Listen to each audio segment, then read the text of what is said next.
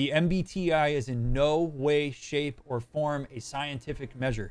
It is not a legitimate, verified by research, empirically validated means of assessing who a person is. It is no more effective than astrology to explaining what a person is. It is so unreliable, in fact, that people can take that test within days and what you get will change. The MBTI is so heavily dictated by a person's current mood and also by their own bias in their answers. Most people don't answer the questions truthfully. They answer the questions in the ways that they think they should answer them or that they think will get a certain outcome. It is unreliable. It is not validated. It is no different than you saying I'm an Aquarius. You say I'm an INTP, you're saying I'm an Aquarius.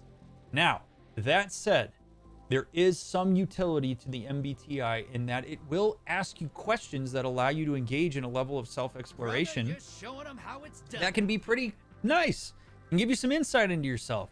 But what people do with those is they say, I'm an INTP, and then they create these like expectations around that and think that that's their personality. It is not.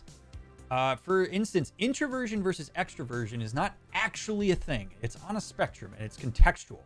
So things like the MBTI tend to drive therapists like me insane because people will sometimes come into it and go, well, I'm an INTP, so what does that mean for how I need to show up to my relationships? They go, yeah, well, you're an INTP today, but the way you're going to show up in that relationship is going to be so different.